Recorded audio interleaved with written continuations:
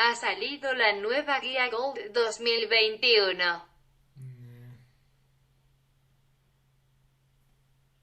Perezoso, ponte a trabajar. Hola amigos, bienvenidos al canal, yo soy Santiago Costa y hoy tenemos un nuevo episodio de Al Día con las Guías, la serie donde te explicamos y resumimos toda la última evidencia científica disponible en medicina.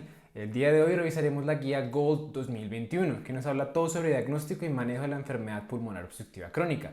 Si quieres estar actualizado, considera suscribirte para ver más videos como este. Si te gusta el proyecto y nos quieres apoyar, regálanos un like y déjanos un comentario diciendo cuál debería ser la siguiente guía. Y sin más, comencemos. Ok, al revisar este tipo de guías, a mí lo primero que me gusta hacer es comenzar por el final, dando primero las conclusiones y después durante la revisión explicando el por qué llegamos a ellas. Con eso en mente, voy a darles los 8 mensajes para la casa de esta guía. El primer mensaje es que la gran mayoría sigue igual. Eso quiere decir que si ustedes revisaron la guía hace un año, hace un par de años, la leyeron y aprendieron, probablemente lo que ustedes saben sigue siendo muy relevante y no les toca cambiar absolutamente todo lo que ustedes aprendieron. Estas guías, como cambian de año a año, lo que se modifica de una a otra es realmente poco. Dicho eso, nosotros ya tenemos en el canal unos videos de EPOC subidos, así que esos siguen siendo completamente pertinentes. Y es más, si ustedes son principiantes en el tema, yo les recomiendo ver esos videos primero. Los vamos a dejar en alguna parte aquí de la esquina, porque en esos videos enfatizamos un poquito más mecanismos de acción, técnica de inhaladores y cosas de ese estilo. Este video es más dedicado únicamente a las recomendaciones de la guía. El segundo punto es que esta es una enfermedad que es común, es letal y se caracteriza por una limitación del flujo aéreo. Para diagnosticarla necesitamos signos, síntomas, factores de riesgo y espirometría. La sola espirometría realmente no da un diagnóstico, necesitamos un cuadro clínico que la acompañe. Para clasificarla vamos a utilizar la clasificación que ellos proponen de los grupos A, B, C, D y grados 1, 2, 3, 4 que explicaremos en unos instantes. Hay pocas intervenciones que mejoran la mortalidad, dos puntualmente en realidad, que ya diremos cuáles son. Como sexto punto, los bronquilatadores funcionan en un espectro, donde los largos son superiores a los de corta acción, los antimuscarínicos son superiores a los beta agonistas y los que están en combinación funcionan mejor a la monoterapia. Séptimo punto, en pacientes selectos vamos a añadir otras terapias como son los corticoides inhalados, los macrólidos, el ofrumilast y cada uno de ellos tiene unas indicaciones muy particulares que ya entraremos a explicar. Octavo punto están las exacerbaciones. En las exacerbaciones creo que hay tres cosas que hay que llevarse. Lo primero es que ellos proponen una escala de falla respiratoria que no se encuentra en ninguna otra parte, entonces creo que eso vale la pena recordarlo a memoria. Todos los pacientes van a manejarse con beta-2 agonistas de corta acción, ese es como el pilar de manejo en las exacerbaciones. Y según el caso vamos a añadir otro tipo de terapias, como el oxígeno, la ventilación mecánica, antibióticos y esteroides. Y ya diremos cuáles son las indicaciones de cada uno de ellos. Vamos a dejar links de cada sección del video en la descripción, así que si quieren saltar alguna parte en particular, pueden hacerlo con las estampillas que dejaremos abajo. Ok, ahora sí, para comenzar la revisión de la guía, quiero darles 3 puntos de manera introductoria. Lo primero es que es un síndrome que se caracteriza por unos cambios persistentes y progresivos en el flujo de aire y la mecánica ventilatoria. En realidad, EPOC son la suma de dos enfermedades, que son bronquitis crónica y enfisema, y cada una tiene una fisiopatología levemente distinta. Sin embargo, todos los pacientes tienen los dos componentes en cierto grado u otro, y ambos comparten esa característica que acabamos de decir, una limitación persistente y progresiva del flujo aéreo. Esta enfermedad frecuentemente se asocia a exposición de agentes nocivos como son el tabaco, biomasa, polvo, polución. Aquí es muy frecuente el tabaco y la biomasa como humo de leña. Sin embargo, todos son importantes. El tabaco creería que es el más frecuente a nivel mundial. Sin embargo, todos deben ser tenidos en cuenta. Y esto nos lleva al siguiente punto y es que es una enfermedad prevenible, ya que hay factores de riesgo que están no solo asociados, sino como causales en toda la patogenia de esta enfermedad. Si uno disminuye la exposición continua a estos agentes, se va a prevenir la enfermedad de una manera u otra. Y eso no es para decir de que no hay otros factores que la pueden causar, como factores genéticos tipo deficiencia de alfa-1-antitrypsina. Sin embargo, esos son más la excepción que la regla. Tercer punto introductorio, es una enfermedad que es común y problemática. Común porque tiene una prevalencia e incidencia tremendamente alta, es en realidad la segunda enfermedad respiratoria más frecuente, dejando asma como primera. Causa una importante morbilidad porque afecta la calidad de vida de los pacientes y es actualmente considerada la tercera causa de mortalidad a nivel mundial. Entonces es muy importante que la tengamos en cuenta. Ahora bien, con eso dicho, vamos a pasar a la presentación clínica. Y aquí la guía nos propone un montón de signos y síntomas y como claves para identificar el paciente como factores de riesgo. Sin embargo, yo quiero poner todo esto a la luz de una palabra y es la palabra crónica, que está en el mismo nombre de la enfermedad. Y voy a decir esto porque realmente esa es la clave para identificar a estos pacientes. Estos pacientes presentan cuadros clínicos de meses de evolución, no horas de evolución. Entonces sí, todos los signos que vamos a ver aquí, que son principalmente disnea y tos, que es una tos clásicamente descrita como productiva, o sea, productiva de esputo y que es peor por las mañanas, esos síntomas van a ser de manera insidiosa, van a ocurrir de manera insidiosa y crónica durante el tiempo. Ahora bien, como ustedes habrán dado cuenta, esos síntomas no tienen absolutamente nada específicos, así que la guía propone que ustedes siempre tengan en cuenta los diagnósticos diferenciales. Ellos proveen esta tabla para pensar en los diagnósticos diferenciales más importantes básicamente son estos: asma, falla cardíaca, bronquiectasias, tuberculosis y bronquiolitis, ya sea obliterativa o difusa. Y dan aquí al lado todos los signos como las pistas que uno debe tener en cuenta en la historia para pensar en un diagnóstico u otro. Por ejemplo, en asma hablan de si el paciente tiene historia de alergias, rinitis, eczema, especialmente si los síntomas se desarrollaron en un paciente desde la edad joven, uno debería pensar en asma. Y así lo hacen con todas las enfermedades. Sin embargo, para intentar mantener el video corto, pues vamos a dejarles ahí la tabla y ustedes pueden consultarla en su tiempo. Ahora bien, hablando del diagnóstico, lo que les quiero traer a colación son dos puntos clave. El primero es que el diagnóstico se confirma con una espirometría. La espirometría básicamente lo que nos va a demostrar es una limitación persistente del flujo aéreo. La parte persistente viene que después del broncodilatador, y aquí tenemos, vamos a hacerle zoom a esto, después del broncodilatador tenemos un índice FEBI sobre FBC menor al 70%. Eso es la parte de persistencia de una limitación del flujo aéreo. Si ustedes no saben bien cómo interpretar o qué es de lo que estamos hablando, tenemos un video que vamos a dar aquí en la esquina sobre cómo hacer la interpretación de una espirometría por si lo quieren ver. Pero nosotros aquí vamos a continuar a la parte de clasificación. Entonces, para clasificarlo, ellos tienen la misma estrategia que han tenido desde el 2011, que es la clasificación combinada. Básicamente combina dos cosas: los grados, que funcionan del 1 al 4, y los grupos, que van desde A, B, C y D, que es esta parte de aquí. Ahora bien, esta clasificación sirve de dos propósitos. La parte de aquí, la parte de los grados, funciona para un fin de pronóstico. Mientras yo paso de un grado 1 al grado 4, mi pronóstico de morbimortalidad empeora. Entonces, esto no le dice qué tan grave es la enfermedad del paciente. La parte de la derecha, esta de aquí, nos habla un poco más de manejo. Es una clasificación que sirve más con propósitos de manejo y va a clasificar al paciente en unos grupos, ya sea A, B, C o D. Y para hacerlo nos vamos a valer de dos herramientas. Uno, el historial de exacerbaciones, y dos, los síntomas. Si yo tengo 0 o una exacerbación de POC, pero ninguna que lleva a una admisión al hospital, yo voy a estar en esta parte de aquí abajo, entre A y B. Si por el contrario tengo más de una o más que llevó al hospital, o dos o más exacerbaciones, yo voy a estar aquí en la parte de arriba. Limpiemos esto un segundo y ya les sigo contando qué más se mira. Listo. Entonces, esa es la parte de si me ubico en la parte de aquí arriba o en la parte de aquí abajo, la historia de exacerbaciones. Ahora, para los síntomas, uno tiene que valerse de escalas sintomáticas. Y hay dos escalas que ellos proponen: la del Medical Research Council o MRC modificada, esta de aquí, y la escala CAT.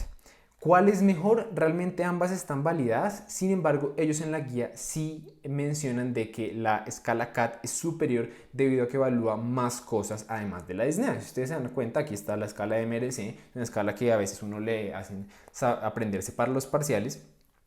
Habla de el paciente le da disnea en qué escenarios, desde 0 hasta 4, 0 básicamente solamente en ejercicio continuo y 4 con actividad mínima.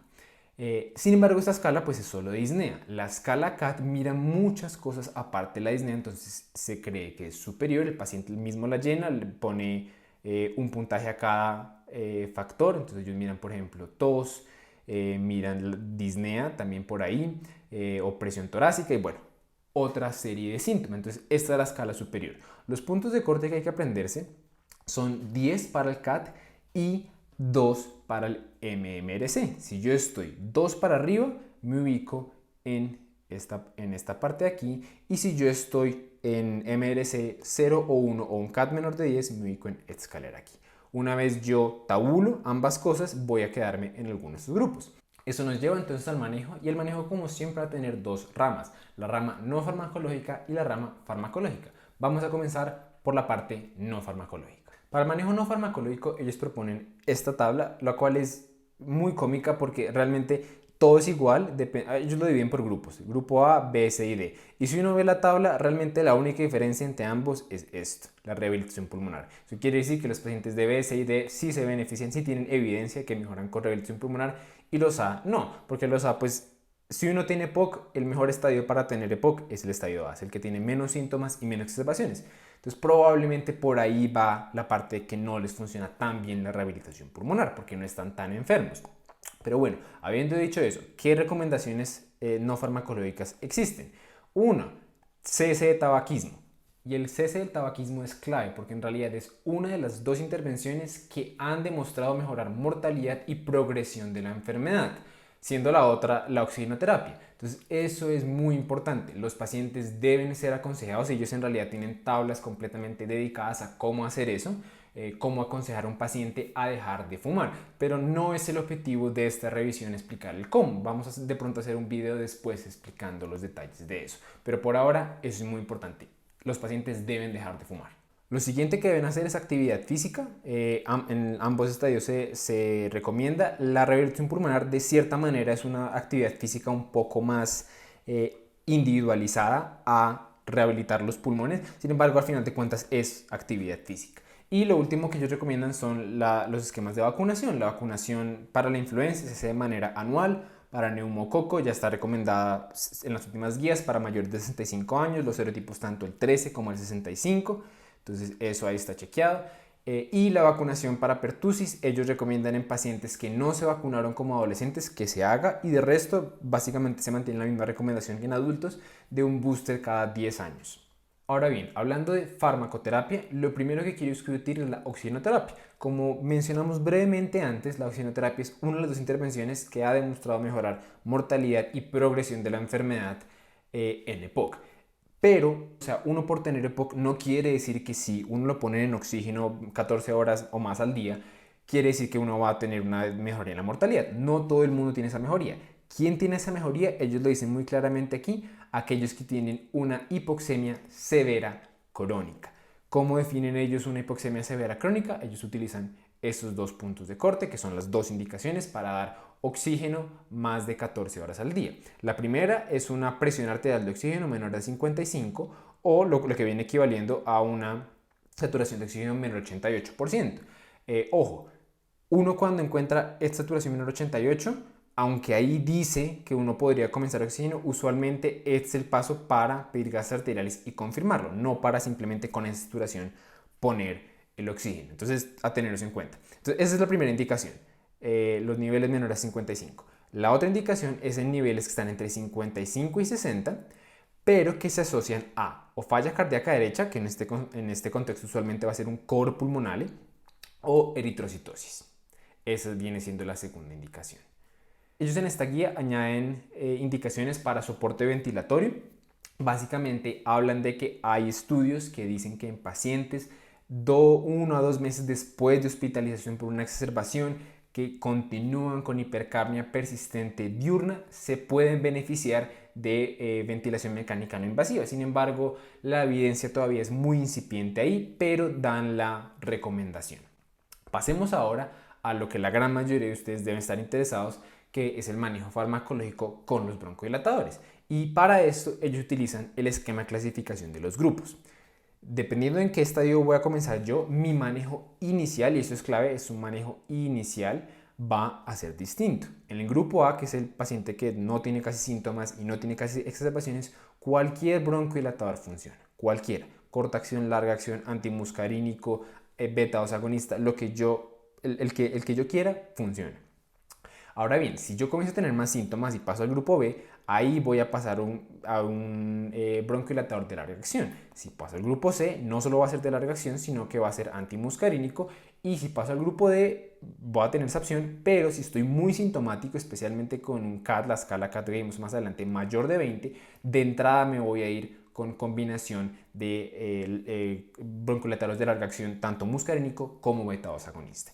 Y yo puedo considerar comenzar con una combinación de beta-2 agonista de larga acción más corticosteroide inhalado si tengo un conteo de eosinófilos mayor a 300. Eso de los eosinófilos y los corticosteroides vamos a puntualizarlo más adelante, pero por ahora ténganlo ahí en el fondo de la mente.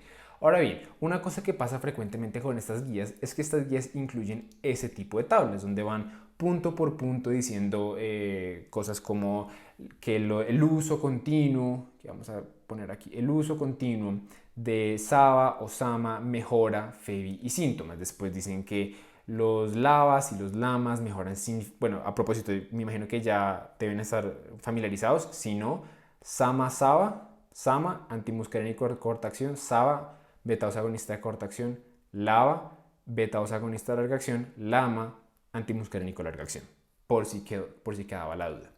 Entonces ellos van indicación por indicación y la gente frecuentemente me pregunta, uno, ¿cómo se aprende esto? Y encima uno, o sea, si uno ya tiene que aprender esto, uno, ¿cómo va a llegar a aprenderse esto? Entonces la respuesta es muy sencilla, dicen cosas exactamente iguales. Esto que vemos aquí, esta tabla que vemos aquí, de cierta manera da el porqué de por qué esto está escrito de esta forma. Pero si ustedes quieren llevarse como el resumen de esta tabla, este es el resumen. ¿Cómo es el resumen? Fácil. Todos los inhaladores mejoran síntomas. Absolutamente todos. Y precisamente por eso se usan. No solo mejoran síntomas, también mejoran FEBI, pero bueno, el punto. Funcionan. Esa es la razón por la que lo usamos, porque funcionan. Ahora bien, habiendo dicho eso, los antimuscarínicos son más superiores a los betagonistas, particularmente con relevancia a las exacerbaciones. Entonces, si yo tengo un paciente que tiene unas exacerbaciones importantes, y no solo eso, los síntomas también, pero particularmente las exacerbaciones, los antimuscarínicos van a ser superiores. Los bronquiodilatadores de larga acción van a ser superiores a los de corta acción y combinar bronquiodilatadores va a ser superior a monoterapia. Entonces, con eso en mente, si uno tiene esas tres cosas en la cabeza, uno puede entender por qué ellos proponen este algoritmo, porque hace precisamente eso. En el grupo A, como el grupo A es el que tiene menos síntomas y menos exacerbaciones, cualquiera funciona. No estoy siendo muy exigente. Ahora bien, comienzo a tener un poco más de síntomas. CAT mayor a 10, MMRC mayor de 2. Bueno, voy a irme con unos bronquiodilatadores un poco más efectivos. Mi primera línea va a ser de larga acción. Entonces, fíjense que aquí estoy yendo con el más superior de entre corta y larga acción. Ahora bien, comienzo a tener más exacerbaciones, que eso es lo que hace cuando uno pasa a grupo C o D.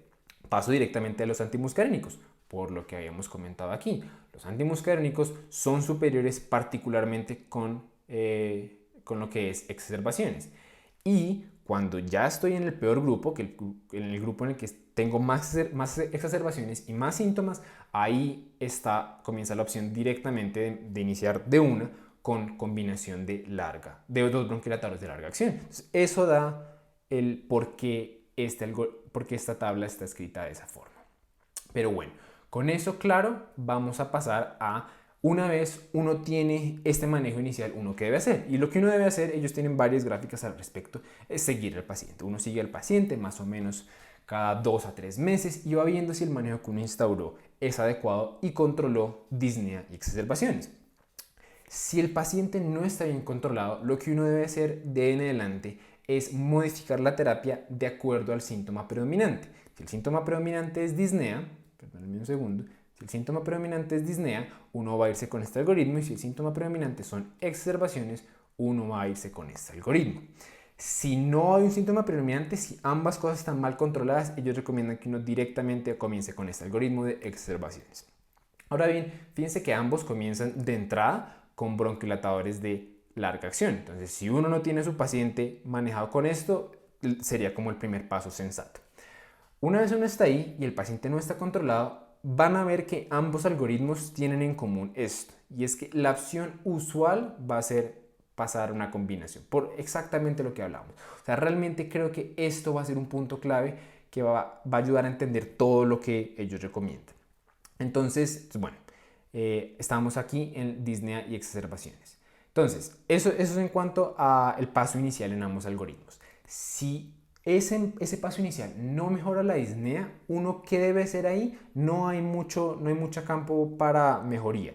Ellos básicamente dicen que uno considere otros tipos de moléculas. Entonces, no todos los lavas son iguales, no todos los lamas son iguales. Entonces, uno debería considerar cambiar de terapia. A propósito, ellos en la guía incluyen una tabla que vamos a poner en alguna parte de aquí, en donde dan todos los lavas, todos los lamas, todos los broncodilatadores con sus respectivas dosis. Entonces la vamos a dejar por ahí. Si ustedes quieren verla más a detalle, pues dejamos los links de la guía, incluyendo la guía de bolsillo, en la descripción para que ustedes puedan descargarlos y verlos por ustedes mismos. Pero bueno, continuemos con los algoritmos. Entonces, ese es básicamente el algoritmo disnea. Si la disnea no mejora, primera línea, larga acción, eso no funciona, combínelos. Si eso no funciona, intente ver qué combinación de cuál lado y cuál lama en particular puede ser mejor para su paciente. Eso va a tener que ver con disponibilidad, costos, experiencia, otras cosas más que la guía realmente no especifica mucho más a profundidad. Pero pasemos ahora al algoritmo de exacerbaciones.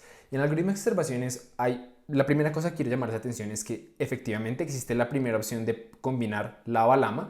Sin embargo, existe una opción alternativa que también puede ser como nuestro primer paso, y es combinación lava, o sea, beta agonista de larga acción más corticosteroide inhalado.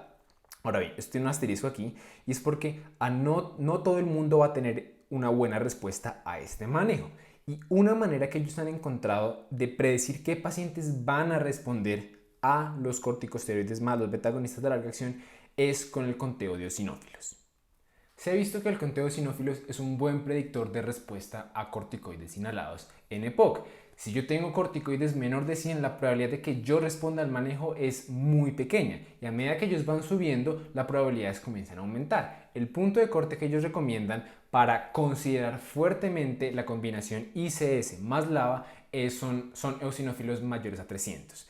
Entre 100 y 300 uno podría pensarlo, pero la evidencia no es tan fuerte. Donde sí es fuerte es mayor a 300. Ellos adicionalmente proveen una tabla en la guía que discute uno qué debería considerar a la hora de iniciar corticosteroides inhalados en pacientes con EPOC, y básicamente hablan de los eosinófilos, que ya discutimos, hablan de que estos funcionan mejor en pacientes que no están bien controlados con respecto a sus exacerbaciones, que también ya lo dijimos, y lo último es que uno debería considerar fuertemente su evento adverso principal en EPOC, no el más frecuente, pero sí más importante, que son las neumonías. Si un paciente comienza con neumonías a repetición, 2 o más episodios en un año, uno debería considerar fuertemente abstenerse de iniciar o quitar los corticosteroides inhalados. Ahora bien, si yo no estoy bien controlado en este paso, en donde me encuentro ya sea con combinación de bronquilatadores de larga acción o con corticosteroides inhalados más bronquilatadores de larga acción, ahí el paso a seguir depende de donde yo esté. Si me ubico aquí, en donde estoy con corticosteroides inhalados, el paso a seguir más lógico va a ser añadir un antimuscarínico. No hay pierde ahí. Ahora bien, el problema llega cuando yo estoy con combinación de bronquilatadores de larga acción. Ahí lo que voy a hacer va a depender de varias cosas. Lo primero va a ser mi conteo de eosinófilos. Si mi conteo de eosinófilos es 300 o más, perfecto. O sea, la indicación para irme aquí a triple terapia es muy alta. Si es más de 100, igual debería considerar pasar aquí. Sin embargo, la evidencia no es tan buena. Sin embargo, lo mismo, sigue siendo una recomendación. Vaya a triple terapia. Sin embargo, si los eosinófilos están menores a 100, ahí sí debería considerar una de estas dos terapias. Y las dos terapias son, la primera es el inhibidor de fosfodiesterasa 4, roflumilast. ¿En qué pacientes va a ser particularmente bueno el roflumilast? En pacientes con bronquitis crónica que tienen una FeNV menor al 50%. Los estudios han evidenciado que la mejor respuesta se da en este tipo de pacientes. Si no tengo esas indicaciones, si por ejemplo mi predominio es un paciente enfisematoso o que tiene una FeNV no tan bajita, ahí puedo considerar acitromicina. ¿A quién le funciona especialmente la acitromicina? A pacientes que no son actualmente fumadores. Ahí viene siendo la evidencia especial. En pacientes que son actualmente fumadores, la acitromicina se ha visto que no tiene tanta efectividad. Ahora bien, ellos también añaden esta tabla en donde hablan del uso, como puntos clave en el uso de antiinflamatorios, Varias de esas cosas ya las mencionamos, como que la monoterapia no está recomendada con corticosteroides inhalados y ustedes por eso nunca la van a ver solo los corticosteroides inhalados, siempre son corticosteroides inhalados más broncodilatador. Hablan, por ejemplo, que los corticosteroides orales no se recomiendan, hablan de en qué pacientes uno debería considerar los macrólidos, los inhibidores de fosfodiesterasa 4, de que las estatinas no se recomiendan y que los mucolíticos antioxidantes se recomiendan en pacientes selectos. Me parece muy chistoso que esta guía siempre hace esto y habla de que solo en pacientes selectos. Y uno cuando ve intenta ver, bueno, cuáles pacientes selectos realmente tampoco dicen mucho. Aquí hablan de que los antimucolíticos antioxidantes, que ellos dan el ejemplo puntual de erdosteína, tiene evidencia controversial. Entonces, ellos todavía no tienen suficiente evidencia para saber cuál subgrupo de pacientes es el mejor para esto, ya que la evidencia es contradictoria. Entonces, bueno, es simplemente algo chistoso de la guía. Pero hablando de los mucolíticos en pacientes que no reciben corticosteroides inhalados se recomiendan, no tienen la mayor evidencia del mundo, pero pueden llegar a reducir exacerbaciones y mejorar el estado de vida. Entonces, se recomiendan estilo N-acetilcisteína. Pero bueno, continuemos ahora a qué pasa cuando uno ya ha agotado todas estas estrategias y el paciente no ha respondido. Nuestra última opción es el manejo intervencionista. Entonces, el manejo intervencionista es algo que ha ido creciendo, es algo que para utilizarlo dependemos principalmente de la experiencia de nuestro centro hospitalario. No todos los hospitales saben hacer este tipo de procedimientos, sin embargo son opciones que existen. ¿Qué opciones existen? Bueno, va a depender principalmente del paciente. Si es un paciente enfisematoso con grandes bulas, la bulectomía es una opción. Si es un paciente enfisematoso sin grandes bulas, yo tengo las opciones de lo que ellos llaman la cirugía de reducción de volumen pulmonar. Esta cirugía lo que hace es disminuir uno de los eventos fisiopatológicos del EPOC, que es el atrapamiento aéreo. Hay varias estrategias para hacer esto. Las primeras que se crearon eran cirugías abiertas. Ahora vienen en auge los procedimientos broncoscópicos, que hacen exactamente lo mismo, pero de manera menos invasiva. Sin embargo, lo mismo, depende mucho de la experiencia del centro. Si el paciente no es candidato para nada de estas terapias, la última terapia en el EPOC muy avanzado, difícil de controlar, con una calidad de vida pésima, pero expectativa de vida buena, se puede considerar el trasplante pulmonar. Ese viene siendo como nuestra última herramienta. Continuemos ahora con la última parte de la guía, que viene siendo las exacerbaciones. Las exacerbaciones se definen como el deterioro agudo en la sintomatología que obliga a un cambio terapéutico. Y aquí voy a resaltar esa última parte, porque los pacientes con EPOC tienen fluctuaciones en sus síntomas, pero cuando estas fluctuaciones son lo suficientemente severas para llevar a cambiar el manejo que ellos tienen, ahí hablamos de una exacerbación. Tan es así, y me voy a saltar esto un poco, que ellos clasifican las exacerbaciones de acuerdo a qué tipo de terapia tuve que instaurar. Si yo instauré únicamente bronquidilatadores de corta acción, es una exacerbación leve. Si la manejé en la casa, exacerbación leve. Si tuve que instaurar terapias de estilo antibióticos, corticosteroides orales, hablamos de una exacerbación moderada. Y si el paciente tuvo que hospitalizarse o por lo menos visitó la sala de emergencias, ahí hablamos de una exacerbación severa. Pero bueno, volviendo a esto. Las exacerbaciones van a presentar un deterioro principalmente a nivel de 3 síntomas: la disnea, el volumen del esputo y la purulencia del esputo. Y dado que esos síntomas lo mismo siguen siendo muy inespecíficos, uno siempre debe tener en el fondo de la cabeza diagnósticos diferenciales. El principal, especialmente en casos donde haya purulencia, va a ser neumonía. Sin embargo, hay una plétora de diagnósticos diferenciales como neumotórax, derrame pleural, tromboembolismo pulmonar, edema pulmonar, arritmias, etcétera, etcétera. La gran mayoría de estos diagnósticos van a poderse diferenciar con una buena historia clínica, un buen examen físico y un par de ayudas paraclínicas. La que ustedes van a ver frecuentemente aquí van a ser radiografía de tórax, porque la radiografía de tórax va a servir para descartar varios de estos diagnósticos diferenciales. Entonces, en el enfoque de los pacientes, primera prueba como clave va a ser radiografía de tórax. La segunda prueba clave van a ser gases arteriales. Los gases arteriales nos van a hablar, no van a ser tan útiles para hacer diagnóstico diferencial, pero sí van a ser útiles para ver la severidad del trastorno. Y en realidad vamos a ver más adelante que existe una clasificación de falla respiratoria que ellos proponen y los gases arteriales tienen un rol central ahí. Y de acuerdo a la enfermedad en particular, yo puedo complementar con otros estudios. Usualmente estos pacientes van a tener estudios básicos, estilo hemograma, estilo función renal, ionograma, etcétera, pero esos son más como para ver el estado basal del paciente, no tanto para hacer diagnóstico diferencial. ¿Listo? Pasemos ahora, sí, a la escala que ellos proponen de falla respiratoria. Esta escala es muy de Gold. Yo no he podido encontrar esta escala en otro sitio. No es como una escala de distrés respiratorio altamente conocida, es algo más que ellos proponen. Pero ellos lo que hacen es fiarse en 5 parámetros: frecuencia respiratoria, uso de musculatura accesoria, el estado de conciencia y los gases arteriales, principalmente la parte de oxígeno y de CO2. Entonces, para aprenderse esta tabla, uno simplemente tiene que pensar en esto. Si el paciente tiene uso de musculatura accesoria o una frecuencia respiratoria mayor de 30 o signos de fatiga o de hipercapnia, está en falla respiratoria. Ellos lo definen así. Si uno tiene cualquiera de esas 3 cosas, uno está en falla respiratoria. Ahora bien, si uno encima de eso añade alteración aguda del estado de conciencia, una hipoxemia que no corrige con un Venturi con FiO2 del 40%, o una hipercapnia severa mayor de 60 milímetros de mercurio, ahí uno habla de una falla respiratoria letal. Entonces, eso es, creo que, la manera más fácil de aprenderse. Estas 3 cosas, eso hace que tengamos una falla respiratoria aguda letal, y estas 3 para falla respiratoria aguda no letal. De resto, es un paciente sin falla respiratoria. Y esto porque es importante, porque va a determinar mucho de dónde se va a manejar el paciente y qué se le va a instaurar. Y es lo que vamos a hablar a continuación. Entonces, hablemos un poco de sitio de manejo. Uno a la hora de manejar a estos pacientes tiene que responderse 2 preguntas: ¿dónde se van a manejar y qué les voy a poner? El dónde se va a manejar, ellos dan estas tablas, que lo mismo, ellos van como punto por punto.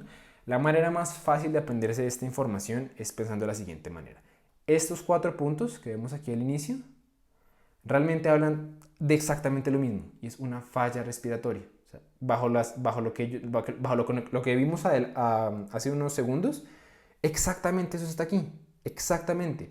Acidosis respiratoria, necesidad de ventilación mecánica, que pues eso es falla respiratoria, cambios en el estado mental, disnea severa. Eso nos habla de lo mismo, de esta falla respiratoria que habíamos visto aquí arriba. Entonces, si yo me aprendo esta tabla, tengo 4 de los 5 criterios para manejar en UCI.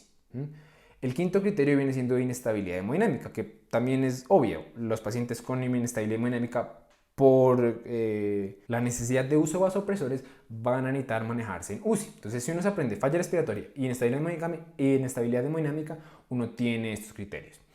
Para hospitalización hay 3-4 cosas que uno tiene que pensar.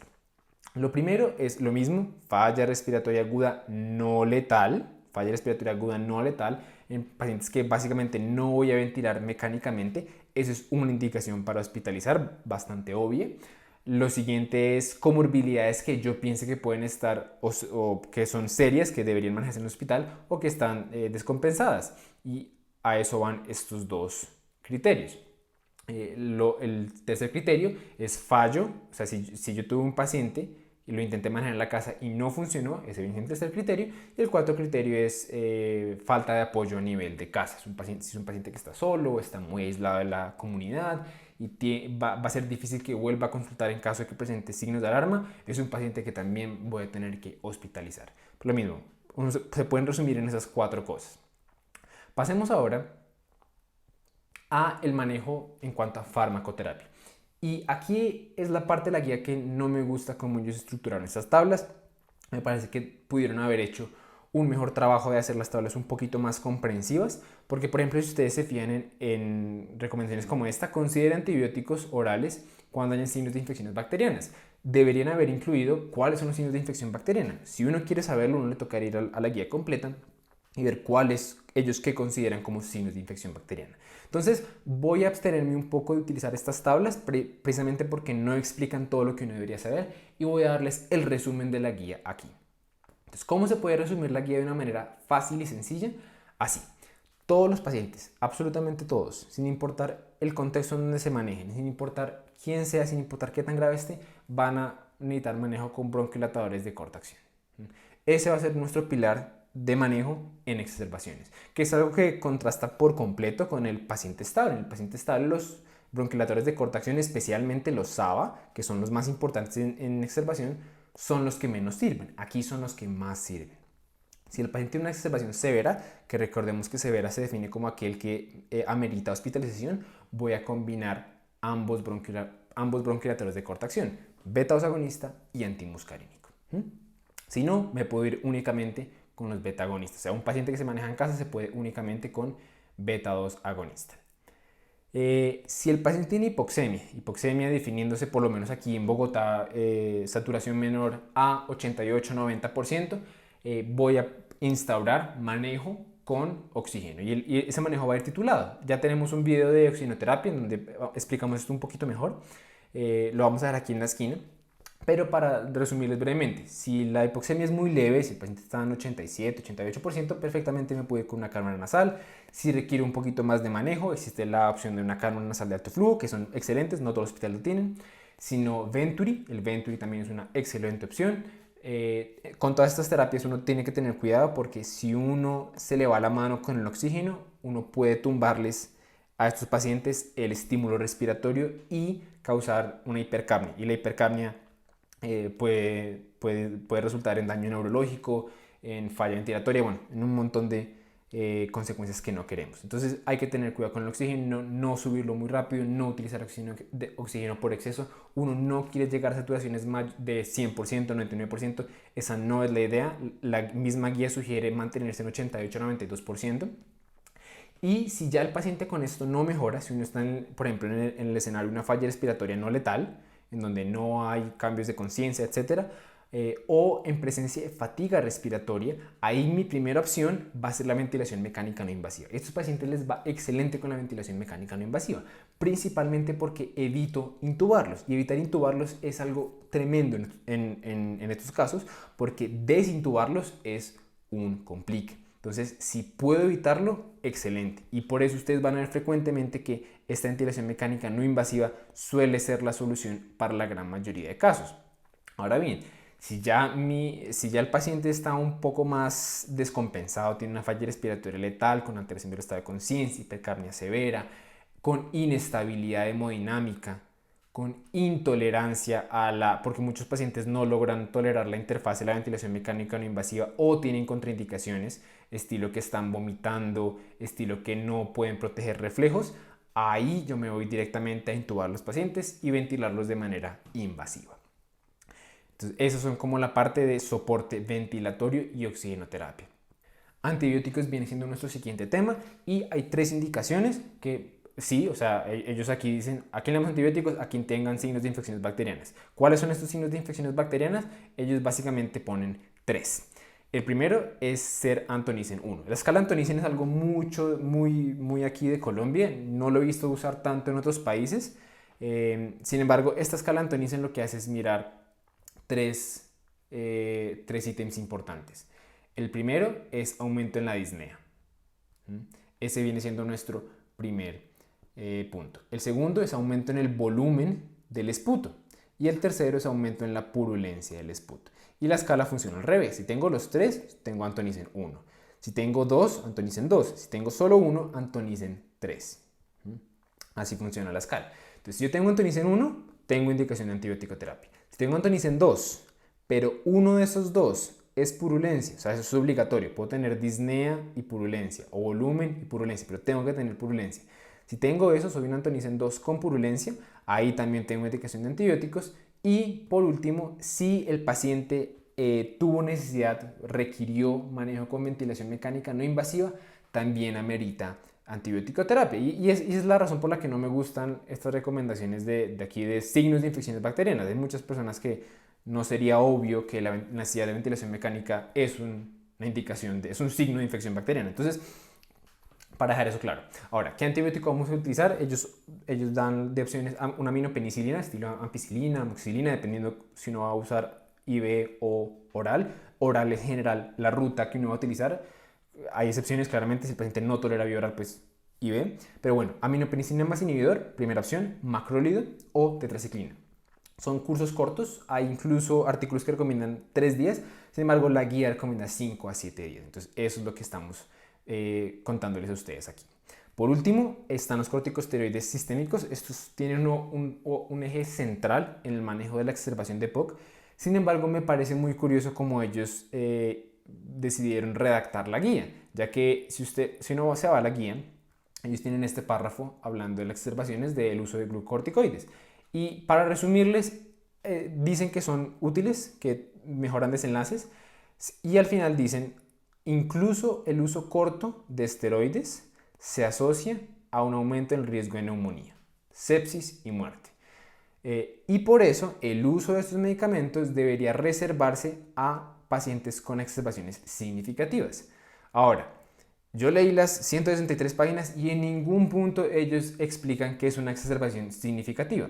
Entonces ahí vienen estos pequeños detalles de la guía que realmente nunca mejoran, sin importar cuántos años traen, pero bueno. Si ustedes logran saber que es una exacerbación significativa, a esos pacientes ellos recomiendan corticosteroides sistémicos. Si ustedes ven otra literatura, por ejemplo, UpToDate, dice que a todos los pacientes con una exacerbación, o sea, en donde yo estoy considerando, por ejemplo, uso de beta-2 agonistas de corta acción, todos los pacientes se benefician de corticosteroides sistémicos. Los hospitalizados aún más, pero incluso los pacientes que se van a manejar en casa se benefician de corticosteroides sistémicos, y siempre ha estado la dosis de prednisona 40 miligramos por 5 días. No hay necesidad de irse con 160 miligramos, no hay necesidad de irse con dosis intravenosas, son exactamente iguales en beneficio. Entonces, nada, ese va a ser nuestro manejo. Y por último, la guía, pues ellos no podían perderse la oportunidad de la pandemia, entonces hicieron un anuncio con respecto al COVID. La gran mayoría de estas recomendaciones son muy lógicas, hablan de que uno debe reforzar el distanciamiento físico y social, sin embargo no abandonar la parte emocional de los pacientes, que siempre estén como con recursos útiles, o sea, cosas que son obvias por decir por falta de una palabra distinta.